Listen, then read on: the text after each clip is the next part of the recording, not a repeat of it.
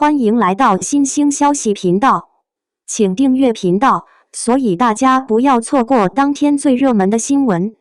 我们今天的时事通讯包括以下内容：大家觉不觉得谭松韵大概不会大火了？不是演技差，也不是剧本问题，而是他做人太随意，不争不抢。娱乐圈的规则他不太在意。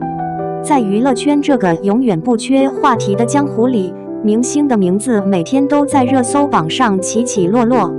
有人靠新剧上线刷屏，有人因绯闻八卦被推上风口浪尖，也有人通过综艺、广告、短视频不断维持曝光度。但在这片流量为王的战场中，却偏偏有那么一类演员，选择了一条与大多数人完全不同的道路。他们不抢镜，不营销，不制造噱头，几乎只靠作品与演技发声。谭松韵就是其中的代表人物。最近，关于他的一则讨论登上了社交平台热议。大家觉不觉得谭松韵大概不会大火了？乍一看，这句话像是一种唱衰，但细细想来，却也道出了现实的无奈。毕竟在这个流量先行的时代，如果一个明星不频繁营业，不争夺资源，不制造话题，那么哪怕演技再好，也有可能逐渐被边缘化。网友的讨论围绕着一个核心矛盾展开：谭松韵明明有扎实的演技、讨喜的气质和不俗的作品积累，为何始终没有晋升到所谓的顶流行列？很多人认为，答案不在作品，而在他的处事风格。随意不争不抢，人淡如菊，这些评价听上去很美，但放在娱乐圈，却似乎成了一种劣势。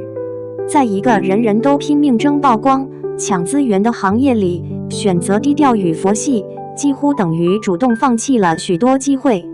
如果回顾他近几年的发展轨迹，就会发现，谭松韵的确鲜少卷入花边新闻，也极少因综艺话题或营销手段登上热搜。相比之下，同辈的女演员，无论是杨紫、赵丽颖，还是白鹿、虞书欣，几乎无一不是在多线并进，剧集、综艺、代言、社交媒体频繁互动，始终维持着极高的曝光度。而谭松韵却更像一个隐形人，她存在于作品中，而不是话题中。问题就出在这里。娱乐圈在过去10年间发生了巨大转变。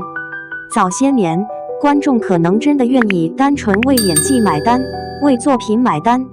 但如今，社交媒体和短视频的兴起彻底改变了行业逻辑。热度与流量成为了衡量一个演员能否站在聚光灯中心的关键指标。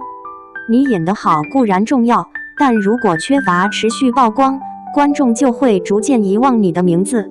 这种现象在谭松韵身上体现得尤为明显。她并不是没有代表作，最好的我们、以家人之名、锦衣之下等作品都让她收获了极高的口碑和一批忠实观众。但问题在于，这些作品带来的热度往往转瞬即逝，没有形成持续的舆论效应。她的名字很快就被下一波更有话题性的演员覆盖。因此，当网友提出谭松韵大概不会大火了的观点时，并非全然否定她的实力，而是直指她所面临的行业困境。这个困境说白了就是在流量至上的时代，低调到底是一种清醒，还是一种自我边缘化？更让人揪心的是，这种争论并不是空穴来风。就在前段时间，一些粉丝在社交平台留言，劝他早点醒醒，不要再继续隐身，否则很可能被时代抛弃。这句话无疑戳中了不少人的心。毕竟，娱乐圈的残酷就在于，它不会因为你有演技就永远记住你。观众的注意力转移得极快，谁能制造话题，谁能持续占据热搜，谁才能把握住存在感。而谭松韵的低调，正好与这种逻辑背道而驰。那么问题来了，他的选择究竟是正确的坚持，还是注定让自己错失良机？这便成为了当下最值得探讨的焦点。娱乐圈的生存法则对比。娱乐圈向来是一个弱肉强食的舞台，无论是新人小花，还是成名已久的演员，如果不能维持曝光与热度，都有可能被迅速替代。尤其是在流量至上的时代，这种竞争更加白热化。流量时代的规则，曝光才是硬道理。在今天的娱乐圈，已经不仅仅是作品为王，即便有好的作品，如果缺少持续的话题，演员本人也很难真正站上顶流的位置。网络传播的逻辑决定了，只有源源不断的新鲜信息，才能牢牢抓住观众的注意力。举例来说，很多年轻演员在一部作品播出后，会立刻接档综艺，或者密集营业社交账号，用花絮、互动、短视频不断制造话题，让热度延续。久而久之，观众每天都能看到他们的身影，自然而然地形成存在感。这就是典型的流量运作手法。反观谭松韵，她的节奏几乎是另一种极端。拍戏之外，她几乎很少主动制造热点。她不会为了上热搜刻意营业，更不会借绯闻或综艺来维持讨论度。结果就是，她的热度往往只集中在作品播出期间，一旦剧集收官，人们的注意力便很快转移到其他明星身上。对比案例：杨紫、赵丽颖、白鹿。以杨紫为例，她从童星一路成长为当红花旦，除了作品数量可观，她的话题体制同样功不可没。无论是综艺里的搞笑表现，还是和男演员之间的互动，几乎都能引发热议。杨紫本人也懂得利用社交平台与粉丝保持互动，她经常发日常动态，制造亲近感，这让她始终维持在舆论中心。赵丽颖的例子更典型，作为85花之一，她不仅凭借《花千骨楚乔传》知否知否站稳一线地位，更懂得在公众面前保持高曝光。即便在结婚、生子、离婚的过程中，她也从未彻底淡出过视线。无论是作品宣传还是综艺亮相，她总能成为话题焦点。赵丽颖的粉丝运营也极其活跃，这让她的热度始终居高不下。白鹿则是这2年的流量黑马，她几乎是新晋女演员中话题度最高的一个。凭借《周生如故》《宁安如梦》等作品，白鹿迅速跻身顶流行列。而她的团队显然非常懂得制造话题，无论是 CP 感营销，还是节日剧照、粉丝应援，都能掀起讨论热潮。即便作品质量存在争议，白鹿依然能通过持续曝光维持人气。相比之下，谭松韵的状态就显得格格不入。她的作品质量不输任何一位同龄演员，但因为缺乏话题性和持续曝光，观众对她的记忆点往往不够深刻。换句话说，她赢在演技，却输在存在感。不争的代价。很多人会问，既然谭松韵演技不错，为什么不争一争呢？在这个圈子里，不争的代价往往就是被边缘化。娱乐圈不像其他行业，努力耕耘就一定有回报。这里更像是一场没有终点的竞赛，谁掉队，谁就很快被遗忘。这也是为什么一些明星即便作品质量一般，依然能稳居顶流行列。因为他们懂得如何利用娱乐圈的规则，不断制造话题，频繁曝光，牢牢抓住大众的注意力。而谭松韵恰恰是相反的典型，她选择了一条低调做演员的路，却因此错失了许多原本属于她的机会。另类还是局外人？有人说，谭松韵这样的坚持值得敬佩，她保持了演员的纯粹，没有被娱乐圈的喧嚣绑架。但也有人认为，她其实是被动变成了局外人。在流量时代，低调意味着缺乏存在感，而没有存在感，便很难获得更多资源。久而久之，这种状态就像一把双刃剑，一方面保住了她的清新气质，另一方面却也让她难以突破自己的天花板。谭松韵的演技与口碑。如果说娱乐圈的生存法则是曝光为王，那么谭松韵选择的道路显然更接近作品为本。在很多观众眼里，她并不是靠话题出圈，而是凭借一部又一部扎实的作品，慢慢积累口碑。从《甄嬛传》走出的小淑女，许多人第一次认识谭松韵，是在《甄嬛传》中那个天真可爱的纯儿。虽然戏份不算多，但她甜美清新的气质，加上自然灵动的表演，迅速让观众记住了她的名字。那时的谭松韵给人的印象就是少女感十足。之后，她并没有急于转型，而是通过一系列青春题材作品，逐渐巩固了自己的清纯少女人设。最好的我们就是她的重要转折点。作为小清新校园剧的代表，这部剧不仅火遍全网，还让谭松韵饰演的耿耿成为观众心中的经典角色。她把少女的青涩、真挚与勇敢演绎得淋漓尽致，赢得了大量年轻观众的喜爱。锦衣之下，演技与人气的双重爆发。如果说最好的我们让她奠定了青春剧的代表地位，那么锦衣之下则是她真正意义上大爆的一部作品。与任嘉伦合作的这部古装剧，不仅在播出期间屡屡登上热搜，还在海外市场收获了不俗的成绩。谭松韵饰演的袁今夏聪明机灵，既有少女的俏皮，又有面对大义时的坚韧与果敢。她把角色的层次感拿捏得极其精准，让观众在欢笑与泪水之间真切感受到角色的成长。许多业内人士评价《锦衣之下》是谭松韵职业生涯的重要一役，让她的演技和人气都实现了跨越式提升。以家人之名，细腻真挚的生活质感。另一部不得不提的作品是《以家人之名》。这部剧以原生家庭与非血缘亲情为核心主题，触动了无数观众的心弦。谭松韵在剧中饰演的李尖尖，活泼开朗，却在家庭的伤痛中学会成长。她把角色的坚强与脆弱诠释得非常自然，让观众仿佛看到了生活中真实存在的一个普通女孩。正是凭借这部作品，谭松韵在生活剧的领域站稳了脚跟。观众评价她的表演不油腻、不做作，就像身边的邻家女孩一样真实可信。这种自然的表演风格，也让她在业内获得了实力派的认可。业内评价与奖项认可。在业内人士看来，谭松韵的表演有几个突出的优点：情感真实，她的哭戏尤其打动人心，往往不是夸张的情绪宣泄，而是细水长流般的真挚表达。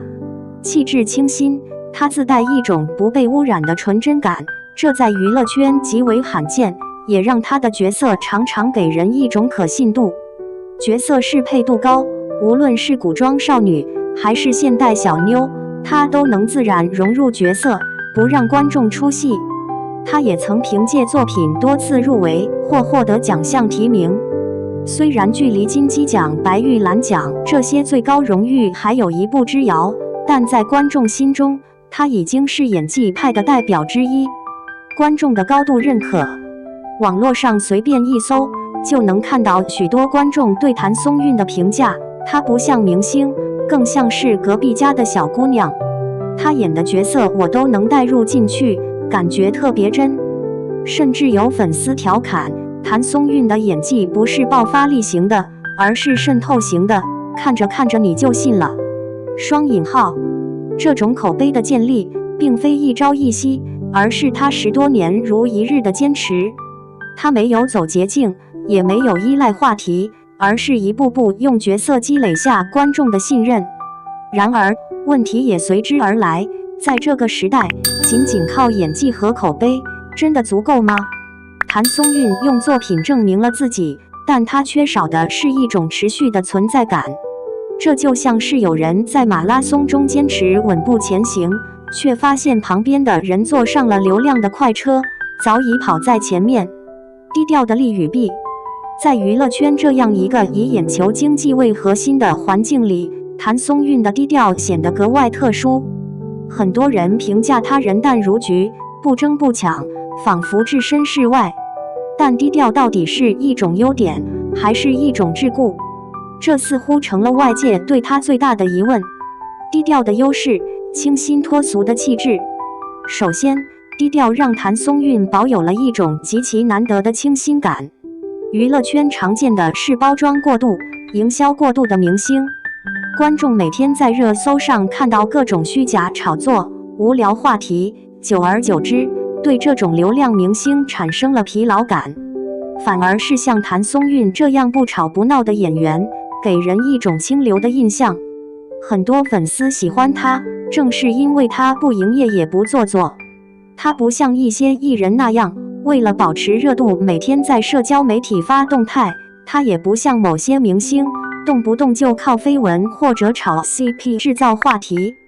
相反，他几乎只在作品播出期间出现，而且出现时也大多与角色有关，而非与八卦挂钩。这种姿态不仅让观众觉得他真，也让他的公众形象一直保持在一个比较健康的状态。没有丑闻，没有负面新闻，这本身就是一种优势。在娱乐圈风气浮躁的今天，这种干净的形象或许就是他最大的王牌。低调的弊端，缺乏持续的存在感。然而，低调也带来了不可忽视的问题，那就是缺乏持续的存在感。娱乐圈是一个注意力稀缺的市场，每天都有新人冒出来，观众的注意力也在不断转移。如果没有话题去维系关注度，哪怕演技再好，也可能被淹没在信息洪流中。比如以家人之名播出时，谭松韵收获了巨大的关注度，但剧集完结后，她几乎没有后续的热点来延续声势。结果是，短暂的爆火很快被其他明星取代。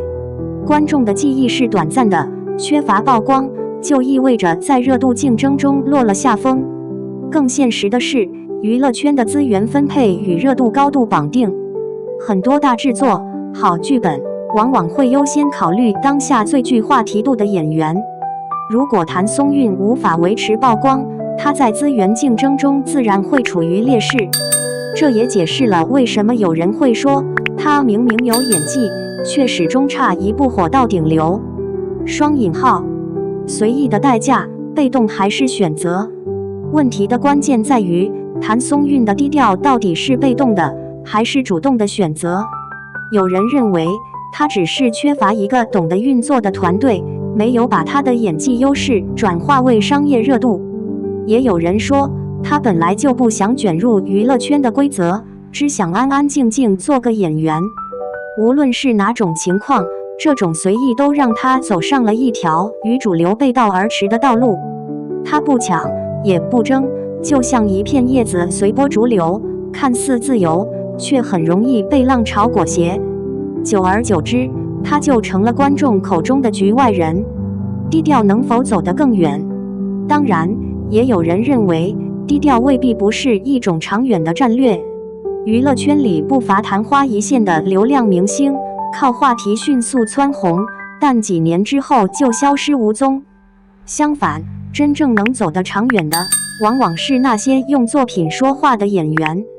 他们可能不一定一直站在聚光灯下，但凭借作品与口碑，依然能在行业里保持稳定的位置。谭松韵或许正是这样，她不追逐短期的热度，而是把精力放在角色和作品上。虽然这种选择让她暂时失去了成为顶流的机会，但也让她避开了被话题绑架的风险。3年、5年甚至10年后，也许她依然能凭借演技站稳脚跟，而那些曾经热度更高的明星，早已被新一代取代。低调的矛盾，观众期待与自身坚持。值得思考的是，观众对谭松韵其实有一种矛盾的期待。一方面，大家欣赏她的真诚和淡然，觉得她是娱乐圈的一股清流；另一方面，又希望她能更积极一些，多营业，多制造一些话题。粉丝甚至在微博上留言，希望她早点醒醒，不要再躲避大众。双引号，这种矛盾其实反映了娱乐圈的残酷，观众既渴望真，又离不开热闹。如果演员一味低调，观众可能会逐渐遗忘；如果演员过度曝光，又可能被质疑太商业。谭松韵正好卡在这个夹缝中，既想保持真我，又难免被时代的洪流裹挟。未来的可能性与出路，娱乐圈从来不是一潭死水，它更像是一条湍急的河流。每一位演员都要不断在变化中寻找自己的位置。对于谭松韵而言，她的未来有着多种可能性，是坚持走作品派的道路，还是顺应潮流加入流量竞争，亦或是另辟蹊径，找到更符合自身气质的发展路径，坚守演技派路线。第一种可能性就是她继续坚守自己一贯的低调风格，把重心完全放在作品和角色上。这种选择的好处是显而易见的，她能保持清晰的人设标签，不会被过度消费，也不会因过多的八卦和话题消耗掉观众对她的好感。这样一来，她可能逐渐成为一种稀缺资源，在流量泛滥的市场里，一个真正靠演技立身的演员，往往能得到观众和业内的高度认可。但问题在于，这条路需要极大的耐心和运气。演技派需要好剧本、好导演的加持，如果缺少优质资源，再强的演技也难以施展。更重要的是，这条路往往难以带来短期的爆发式成长，它需要接受慢热的过程，适度拥抱流量与话题。第二种可能性是他在保持自我风格的基础上，适度拥抱流量。比如，他可以通过参加一些优质综艺来增加曝光度，或者与高人气演员合作，借助对方的粉丝效应提升话题度。这种方式并不意味着他要彻底改变，而是找到一种平衡，既不完全随波逐流，也不固守自我到完全缺席。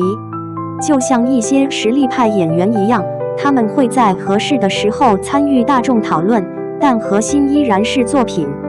这样既能维持热度，又能避免被遗忘的尴尬。当然，这种方式需要一个非常懂得分寸感的团队来运作。如果操作过度，就可能被观众质疑人设崩塌；如果过于谨慎，又无法达到预期的效果。拓展新领域，电影、国际市场或幕后。第三条出路则是开拓新的领域。谭松韵目前的作品以电视剧为主，但如果能逐步转向电影，尤其是参与一些高质量的文艺片或商业大片，她的格局和影响力都将得到极大提升。电影市场的影响力更大，也更容易获得业内的认可和奖项，这是她未来可以尝试的方向。另一方面，随着中国影视作品在国际上的传播，演员也有了更多走向海外的机会。凭借她的清新气质和自然演技，谭松韵完全有可能在国际市场上找到新的舞台。即便不以流量取胜，她也能凭借作品和气质赢得国外观众的青睐。此外，她也可以考虑在幕后发力，比如尝试制片、监制，甚至未来自导自演。这样的转型虽然不易，但能帮助她跳出单一演员的框架，获得更多主动权。观众心态的变化或许是关键。除了她自身的选择，观众的心态变化也会影响她的未来。如今的观众正在逐渐厌倦流量至上的模式，对真正有实力、有真诚态度的演员越来越宽容和欣赏。如果这种趋势持续下去，谭松韵的低调就可能从短期劣势转化为长期优势。换句话说，今天看似不合时宜的坚持，可能在未来成为他最大的价值。娱乐圈的规则从来不是一成不变的，谁能说未来不会迎来一个回归作品的时代呢？最大的挑战，如何不被遗忘？无论走哪条路，谭松韵面临的最大挑战都是如何不被遗忘。娱乐圈残酷的地方就在于，观众的记忆是短暂的，昨天还在热搜上的名字，今天可能就消失无踪。如果他依然选择低调，唯一能让观众记住他的，就是一部又一部真正打动人心的作品。但作品的周期毕竟有限，不可能每年都有爆款。如何在作品间隙保持合理的曝光度？如何在不违背自我风格的情况下与观众保持联系？这将是他未来必须解决的问题。未来的可能性，综合来看，谭松韵未来的发展可能有3种结果：稳定型演员，继续靠作品立身，口碑稳定，但始终保持中间位置，不至于消失，但也难以站在顶峰；逆袭型演员，在某个契机下，凭借一部现象级作品或一个重要奖项实现质的飞跃，从而完成真正的爆红。边缘化演员，如果缺少优质作品，又不愿意增加曝光，可能会逐渐被新生代取代，沦为观众记忆中的过去时。哪一种未来会发生，取决于他的选择与外部环境的变化。但可以肯定的是，在这场没有终点的竞争里，谭松韵的每一步都将显得尤为关键。结语与升华，谭松韵的故事其实远远不止于一个女演员的个人命运，她身上折射出的是当下娱乐圈最普遍也最残酷的矛盾：真我与流量的对抗，低调与曝光的拉扯，作品与话题的博弈。一个异类的存在，在这个人人争夺注意力的时代，她显得格外特殊。别人拼命去制造话题，她却甘愿保持安静；别人用流量换取资源，她却坚持用演技证明自己。这样的选择使她看起来像是娱乐圈的异类，但正因为如此，她才被不少观众看作一股清流。她的低调不仅是一种个人性格，也是一种对这个行业规则的温柔抵抗。她没有把自己变成资本的工具，也没有被热度绑架，而是努力在演技与角色里寻找价值。这种局外人的姿态，也许注定让她错过一些机会，但同时也让她保住了稀缺的纯粹。娱乐圈的荒诞与必然。然而，我们也不得不承认，娱乐圈的规则并不会因为某个人的坚持而改变。这个行业的本质是娱乐和消费，是资本与流量的角力。观众看的是热闹，资本追逐的是利益，曝光度和话题度自然成了不可或缺的指标。所以，谭松韵的不争不抢，并不是行业的常态，而是一种另类。在这样的环境里，她的低调既是力量，也是一种脆弱。力量在于她保持了自我，脆弱在于她随时可能被遗忘。这正是娱乐圈的荒诞之处，演技未必是最重要的，作品未必是最核心的，流量才是能否分得蛋糕的关键。谁掌握了流量，谁就有话语权。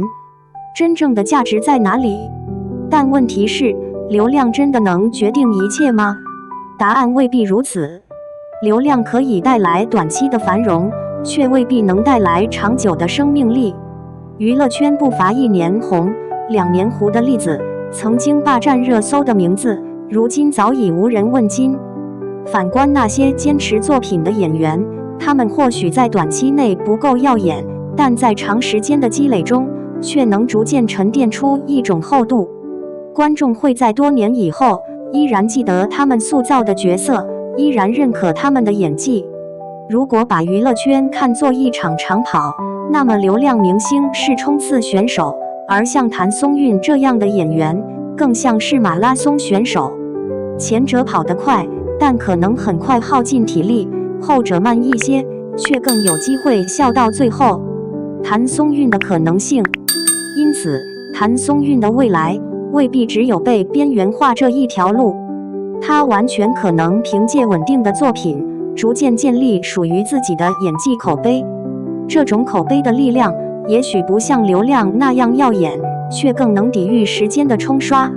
她的随意，或许并不是一种消极，而是一种选择，不参与游戏规则的疯狂竞争，而是用另一种方式证明自己。她走得可能慢，但她走的每一步都相对稳固。在未来的娱乐格局中，也许流量依旧占主导，但观众对真和实力的渴望永远不会消失。谭松韵如果能把这种低调与演技结合到极致，那么他未必不能成为另一个层面的赢家。对娱乐圈的启示，谭松韵的案例其实给了娱乐圈一个重要的启示：热度可以带来曝光，但不能取代作品；流量可以带来短暂的关注，但不能抵御时间的淘汰。真诚与实力虽然不一定立刻见效，但在长远的竞争中依然是不可替代的力量。娱乐圈需要明星，但更需要演员。如果所有人都只追逐流量，这个行业迟早会失去根基。谭松韵这样的人，或许正是提醒人们，除了喧嚣，还有另一种可能。结语。所以，当有人说谭松韵不会大火时，这句话既是现实的无奈，也是一种偏见。他或许不会成为那种天天霸占热搜的顶流，但他可能会成为另一种常青型的演员。他的火不是瞬间的燃烧，而是细水长流的温热。在这个浮躁的时代，坚持自我或许比迎合规则更难，但正是这种难，才让人觉得可贵。3年、5年、10年后，当我们回望今天，也许会发现，真正值得记住的，并不是那些流量制造机，而是那些安静而真诚的演员。谭松韵或许就是其中之一。